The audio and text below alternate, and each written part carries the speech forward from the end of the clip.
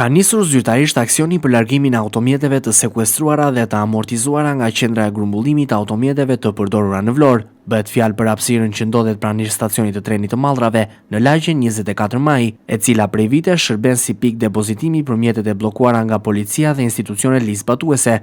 Kjo qendër u kthye në vend grumbullimin kryesor të automjeteve, pasi u mbyll pika e mëparshme në zonën e Triportit. Pas këtij vendimi, të gjitha mjetet e sekuestruara u transportuan në hapësirën pranë stacionit të trenit, duke krijuar me kalimin e viteve një grumbullim masiv automjetesh të llojeve dhe viteve të ndryshme të prodhimit. Në këtë territor gjenden mjete që datojnë që nga viti 98 e deri në ditët e sotme.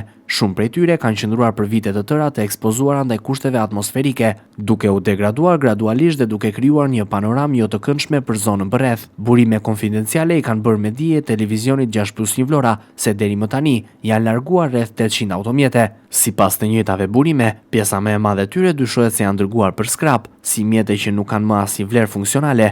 Megjithatë, procesi po zhvillohet pa informacion të detajuar publik dhe pa transparencën e nevojshme për qytetarët dhe median. Pikërisht mungesa e transparencës mbetet një nga pikpyetjet kryesore që shoqëron këtë aksion. Nuk është bërë publike lista e mjeteve të larguara, procedura e ndjekur për klasifikimin e tyre, apo destinacioni përfundimtar i automjeteve që konsiderohen të papërdorshme. Kjo ka ngritur dyshime dhe interes për mënyrën se si po administrohet një fond i konsiderueshëm asetesh, të cilat kanë qenë në përgjegjësinë e institucioneve shtetërore. Nga ana tjetër, jo të gjitha automjetet do të përfundojnë në skrap. Mjetet që rezultojnë ende në gjendje pune dhe që mund të shfrytëzohen do t'ju kalojnë institucioneve publike për përdorim zyrtar. Për realizimin e këtij procesi është ngritur një grup pune nga Drejtoria Vendore e Policisë së Vlorës, i cili ka përfunduar verifikimet në terren dhe klasifikimin paraprak të automjeteve sipas gjendjes së tyre teknike. Ky grup pune ka pasur detyrën të identifikojë automjetet, të cilat mund të rikthehen në funksion dhe ato që mund të konsiderohen të rëndësishtë jashtë përdorimit. Më pas, mbi bazën e këtyre verifikimeve, pritet të merren vendimet përkatëse për destinacionin e secilit mjet.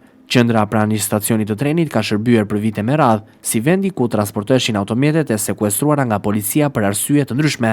Mes tyre përfshin mjetet të përfshira në aksidente rrugore, automjetet të përdorura në veprimtari kriminale, mjetet të bllokuara për shkelje të rënda të kodit rrugor, por edhe automjetet të tjera të cilat janë bërë pjesë e procedurave administrative apo hetimore. Për shkak të numrit të madh të mjeteve të depozituara ndër vite, zona u kthye gradualisht në një hapësirë të mbingarkuar, duke krijuar probleme serioze mjedisore dhe vizuale. Automjetet e braktisura zinin sipërfaqe të konsiderueshme, ndërsa shumë prej tyre ishin kthyer në karkasa metalike të degraduara.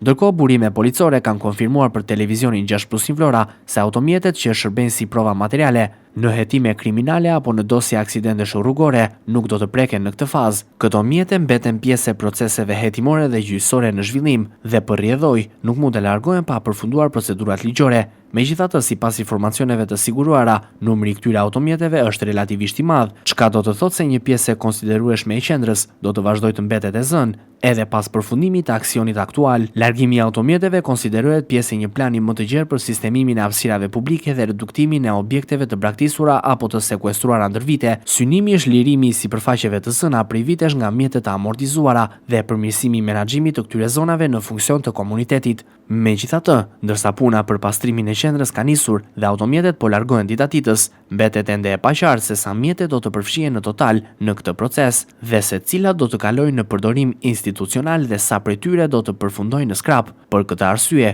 qytetarët dhe opinioni publik presin më shumë informacion dhe transparencë nga institucionet përgjegjëse për një proces i cili përfshin mirë automjete dhe një pasuri të konsiderueshme publike.